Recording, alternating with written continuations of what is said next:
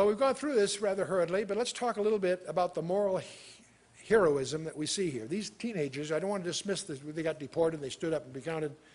They had discernment.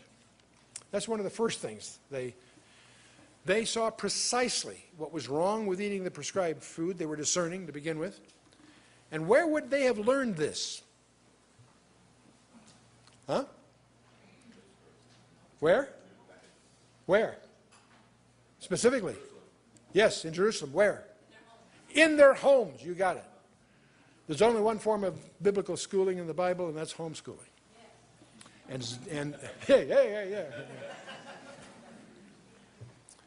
Deuteronomy 6, verses 4 through 9 is your verse on that. These guys were obviously well trained at home. They were trained with resistance to evil. And just because they were distant from their home didn't weaken their resolve to keep themselves distant from evil. So this obviously, again, is, I think, a testimony to the home that they came from. Because children don't naturally resist evil, they embrace it. This took training, and they were obviously well trained.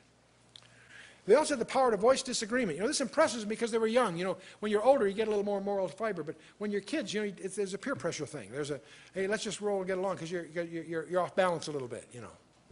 That's, by the way, where the homeschoolers do better, because the homeschoolers have more social communion with adults than their contemporaries that are not homeschooled, because they have lots of peer pressure with their own age, but the only adults they run are their teachers. The studies are very interesting that are coming up that the homeschoolers are better socially adjusted than the public school kids. It's amazing.